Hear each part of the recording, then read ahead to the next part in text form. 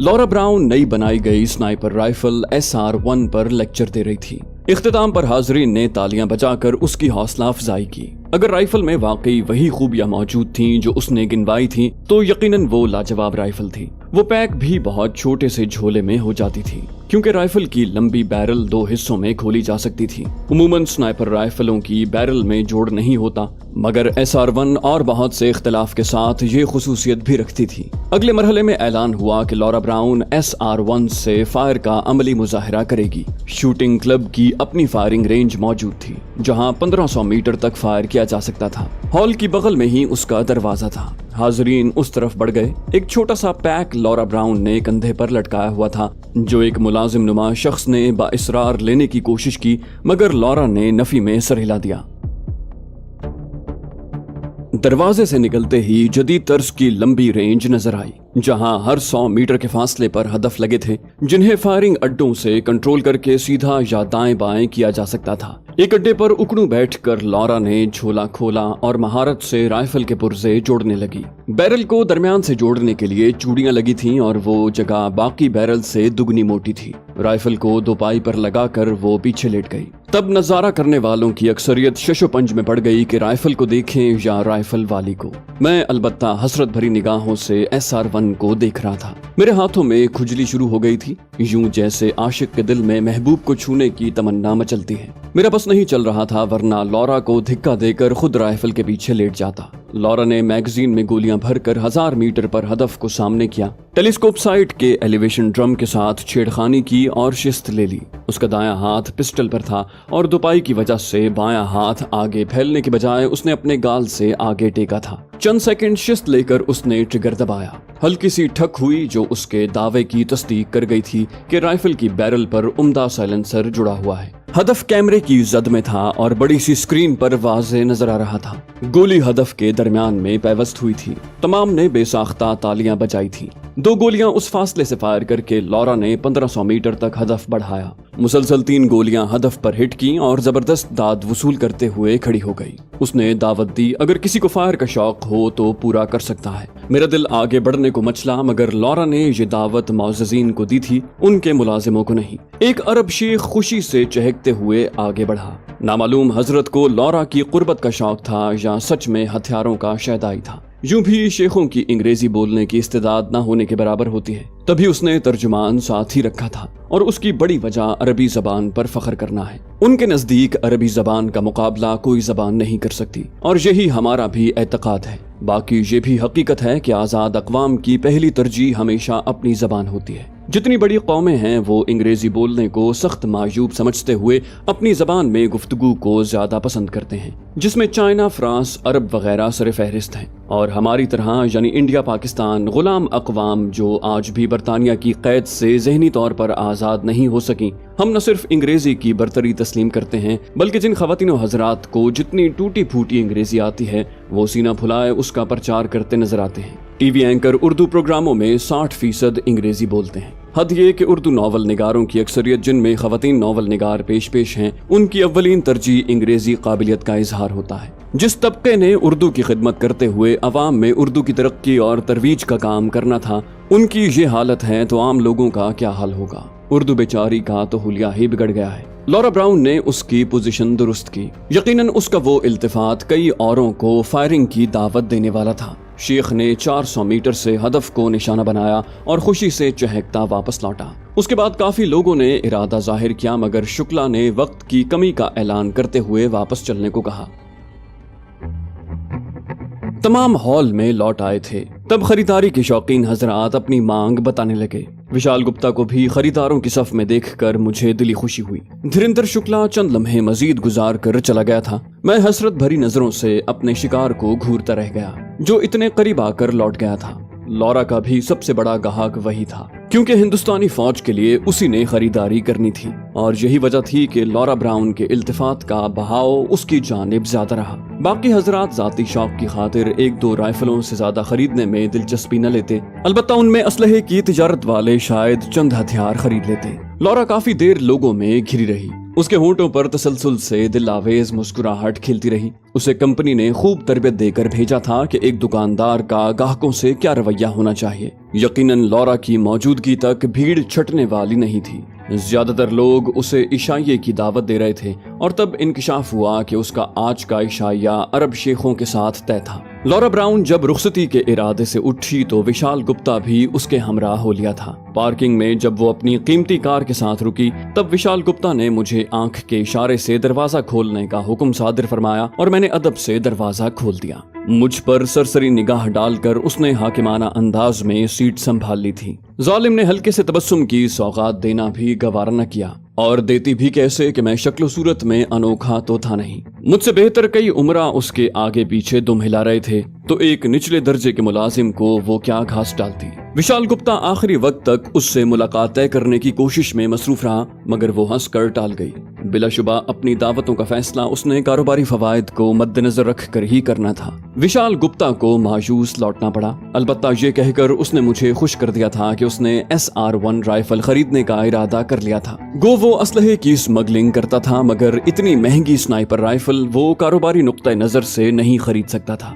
دہشت گردوں اور حکومت مخالف ٹولوں میں عام ہتھیاروں خصوصاً پستول، کلیشنکوف وغیرہ کی مانگ زیادہ ہوتی ہے۔ سنائپر رائفل کم پسند کی جاتی ہیں۔ اس کی وجوہات میں ایک تو مہنگا ہونا ہے، دوسرا سنائپر رائفل ہر شخص استعمال بھی نہیں کر سکتا، تیسرا ان کا ایمونیشن عام رائفلوں سے بہت زیادہ مہنگا ہوتا ہے، چوتھا یہ صرف مخصوص مقاصد کے لیے استعمال ہو سکتی ہے۔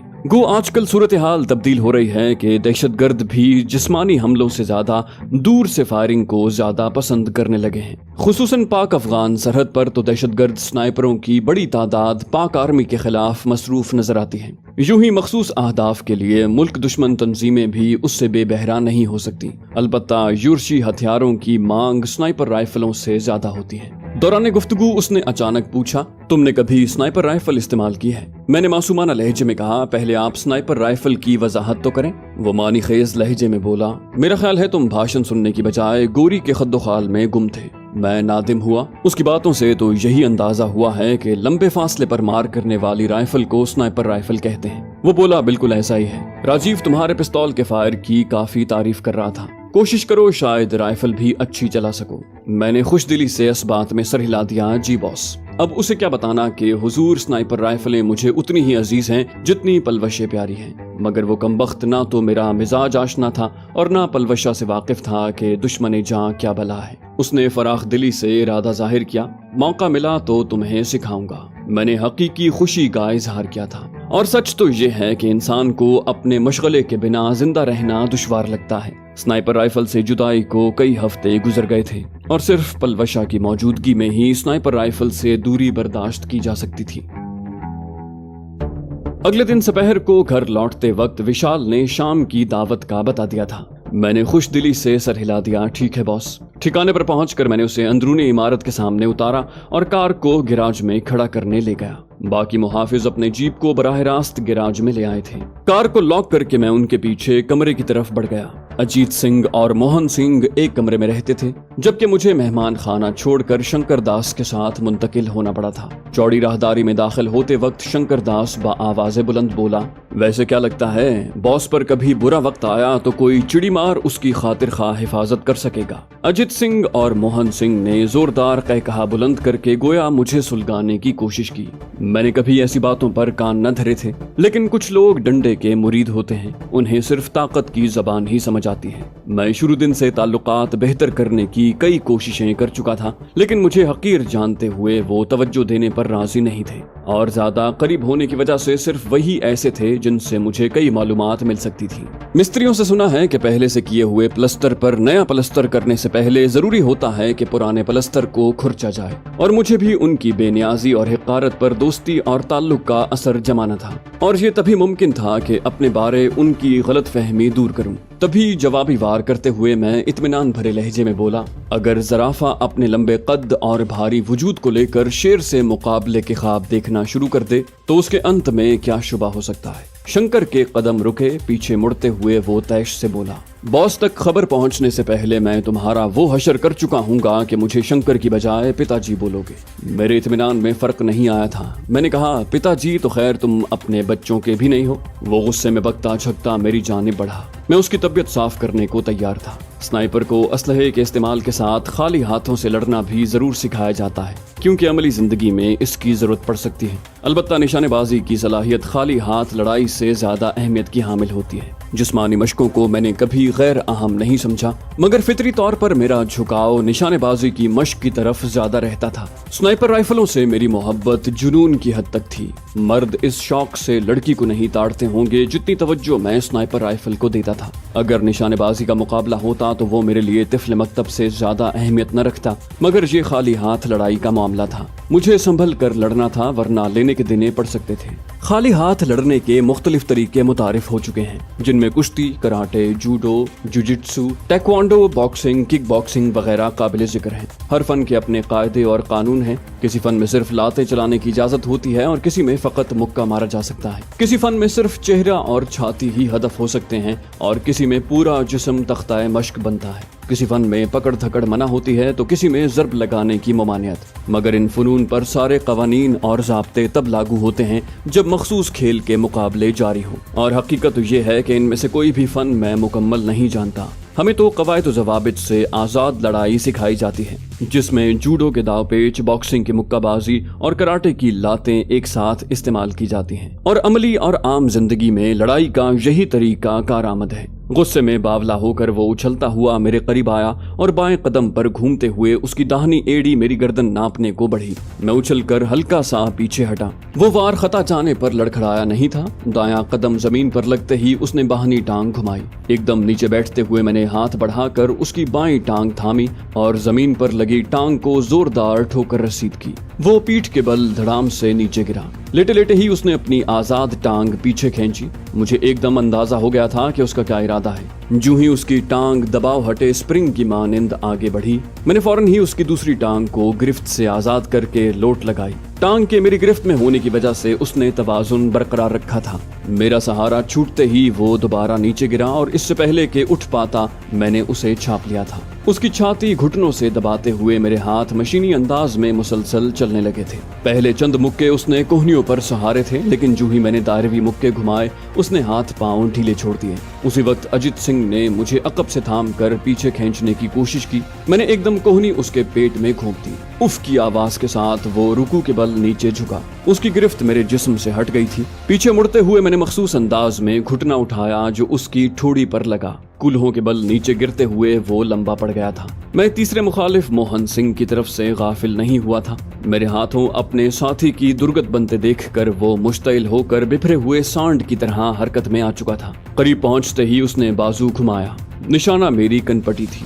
घुटनों में खम देकर मैं नीचे झुका। उसका मुक्का मेरे सर के ऊपर से गुजर गया था। वो हल्का सा लड़खड़ाया और इससे पहले कि संभलता मेरा दायां घूंसा ठीक उसकी पसलियों के नीचे बाएं जानिब लगा। बॉक्सिंग की जबान में इसे अंडरकट कहते हैं। बॉक्सर को नॉकआउट करने के लिए ये तीर बहदफ मुक्का है। चंद लम्हों के लिए इंसान के हवास मुख्तल हो जाते हैं। ठोड़ी के बिल्कुल निचले किनारे पर दायरवी मुक्का मारना और पसलियों के नीचे बाएं जानिब अंदर और ऊपर की जानिब मुक्का उठाने से मुखालिफ थोड़ी देर के लिए हवास खो देता है। हालांकि बॉक्सिंग ग्लव्स भी हाथों पर चढ़े होते हैं, जिनमें फोम इस्तेमाल करके मुक्के की सख्ती को कम किया जाता है। और उस वक्त तो मेरे हाथ नंगे थे, इसलिए असर भी ज्यादा हुआ था। मुंह से जोरदार ओह की आवाज निकालते हुए वो घुटनों के बल गिर के दोहरा हो गया। शोर सुन के राजीव और एक दूसरा शख्स कमरे से बाहर निकले। ये साला काहे का झगड़ा शुरू है? परेशानी से कहते हुए वो शंकर के करीब हुआ। अबे कोई खल्लास तो नहीं हो गया? मोने भाग के बॉस को बुला ला, कोई बड़ी गड़बड़ चल रही है। मोना भाग पड़ा।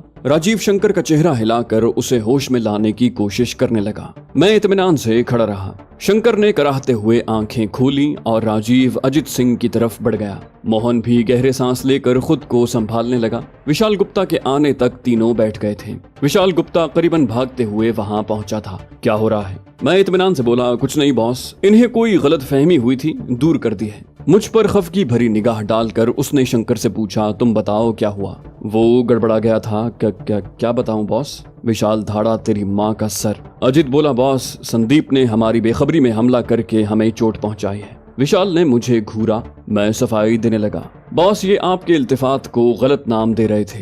इनके तई मैं आपकी हिफाजत के काबिल नहीं हूँ और आपने फकत मेरा एहसान उतारने के लिए मुहाफिज की जिम्मेदारी सौंपी है। तभी मैंने शंकर को चुनौती दी।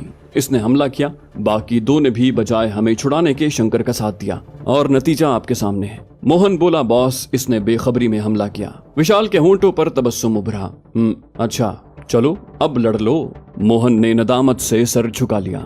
मेरे एक दो मुक्कों ने उन्हें बावर करवा दिया था कि मेरे बारे में उनके अंदाजे ठीक नहीं थे। विशाल बोला, संदीप, आइंदा ऐसी बेहूदगी बर्दाश्त नहीं करूंगा और तुम तीनों को भी मालूम होना चाहिए कि विशाल गुप्ता किसी का एहसान उतारने के लिए उसे अपनी जान नहीं सौंप सकता। संदीप को लड़ते हुए देख चुका हूँ। इस मैदान में नया है लेकिन लड़ने का फन जानता है, मुखलिस है और एहसान फरामोश नहीं। तभी इस जिम्मेदारी का अहल समझा है। किसी को एतराज है तो मुझसे बात करें। अब दफा हो जाओ अपने कमरों में। वो वापस मुड़ गया। राजीव मोहन सिंह को सहारा देकर उठाने लगा। मैंने कदम बढ़ाकर शंकर की तरफ हाथ लंबा किया। मुझे कड़े तेवरों से घूरते हुए उसने मेरा हाथ दूर धकेला। मैं माजरत खाहाना लहजे में बोला, क्षमा कर दो यार, भाइयों में ऐसी लड़ाइयां तो चलती रहती हैं। आज मेरा तुक्का लग गया, कल तुम मुझे पीट दोगे। एक साथ रहते हुए ये तो चलता रहेगा। एकदम उसका मूड तब्दील हुआ। हल्की मुस्कुराहट होंठों पर लाते हुए उसने मेरा हाथ थामा और खड़ा हो गया। मैंने फौरन उसे गले से लगा लिया और फिर अजीत की तरफ मुड़कर बाजू फैला दिए।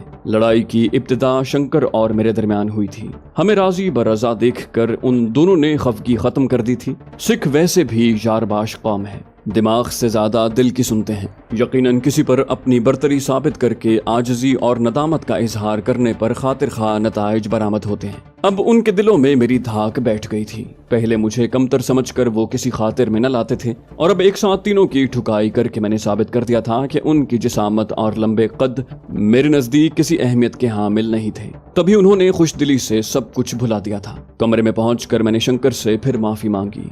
आप बड़े भाई हैं और गलती मेरी है, मुझे यूं मुश्तइल नहीं होना चाहिए था। शंकर ने खुशदिली से मेरी पीठ थपकी। कोई बात नहीं यार, मुझे तो बस बॉस की फिक्र थी कि जिसका दिया खाते हैं, कहीं ऐसा न हो वक्त आने पर खिदमत का हक ना अदा कर सकें। अब तुम्हारी लड़ने की सलाहियत देखकर मुझे फिक्र नहीं रही। मैं मजाही अंदाज में बोला, बस तुक्का ही लग गया था। अगर आपका भारी घूंसा मेरी कनपटी पर लग गया होता तो शायद कल तक होश ना आता। शंकर खिलखिलाकर हंसा।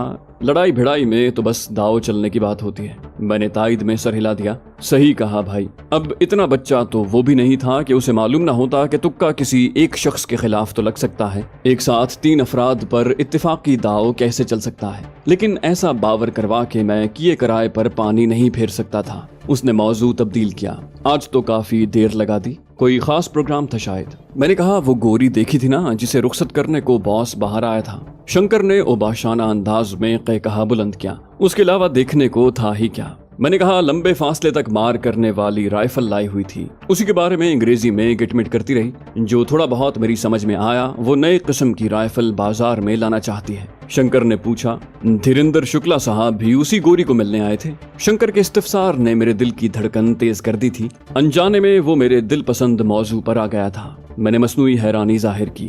धीरेंद्र शुक्ला कौन है? वो बोला, तुम शुक्ला साहब को नहीं जानते? वो बॉस का भी बॉस है। इस बार शंकर मुझे हकीकत में हैरान करने में कामयाब हो गया था। मैं बौखला गया। बॉस का बॉस? वो मेरी मालूमात में इजाफा करते हुए बोला, राजपूत दादा धीरेंद्र शुक्ला साहब के कारोबारी साथी हैं और राजपूत दादा तो सिर्फ मुंबई का बड़ा दादा है। शुक्ला साहब इंटरनेशनल दादा है, बहुत बड़े और इख्तियारात वाले शख्स हैं, सरकारी तौर पर भी पहुंची हुई शख्सियत हैं। फौज से कोई जर्नल कर्नल रिटायर्ड हैं। वो बेचारा फौजी ओहदों को नहीं जानता था, तभी जर्नैल को कर्नल के दर्जे तक ले आया था, वरना कर्नल का ओहदा जनरल से काफी नीचे होता है। मैंने कहा, ये वही मौसूफ हैं जिसके हमरा 4 काले सूटों वाले मुहाफिज थे। बाकियों से असलहा जमा कर लिया गया था, लेकिन उसके मुहाफिजों के पास गन्ने मौजूद थी। शंकर ने असबात में सर हिला दिया। बिल्कुल वही। मैंने अपनी सादगी जाहिर की। मैंने तो कोई आम कारोबारी शख्स समझा था। शंकर ने मेरी बेवकूफी पर कहा बुलंद किया। अपनी खुशकिस्मती समझो कि उसे करीब से देखने का मौका मिल गया है, और ये भी बॉस की वजह से था, वरना हम जैसे उसे दूर से भी नहीं देख सकते। उसकी हाँ में हाँ मिलाते हुए मैंने कहा, बिल्कुल सही कह रहे हो भैया। मैं धीरेंद्र शुक्ला के बारे में मजीद कुरेदने लगा। शंकर इल्मियत झाड़ने के चक्कर और मुझे मुतासिर करने के शौक में मेरी मालूमात में इजाफा करता रहा।